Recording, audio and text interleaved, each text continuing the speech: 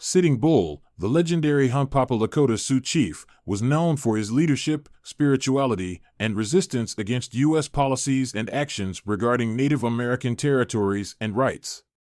Here are some interesting facts about Sitting Bull. Sitting Bull is most famously linked to the Battle of the Little Bighorn in 1876, where Lieutenant Colonel George Custer and his 7th Cavalry were defeated.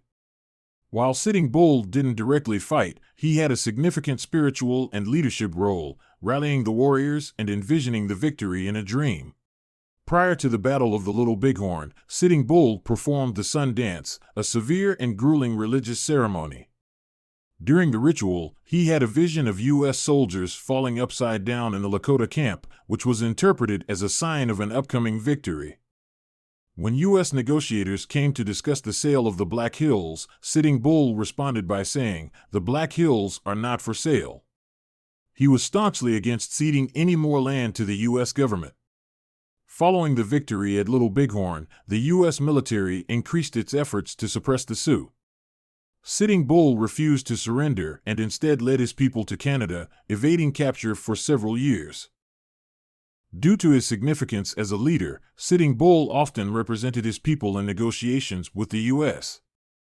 He was known to be unyielding in his demands for the rights of the Lakota Sioux. In a twist of fate, after his release as a prisoner of war, Sitting Bull joined Buffalo Bill's Wild West show for a brief period.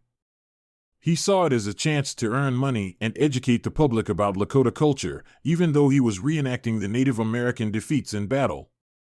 Even after the major battles were over, Sitting Bull continued to advocate for indigenous rights and sovereignty, making him a thorn in the side of the U.S. officials.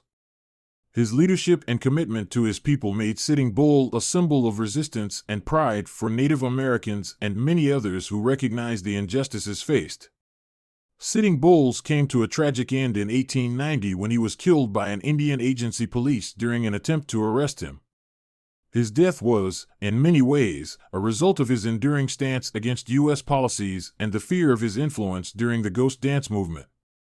Sitting Bull got his name from his tribe's tradition of bestowing names that reflect personal or tribal experiences. Sitting Bull is an English translation. Subscribe to our channel for more information videos.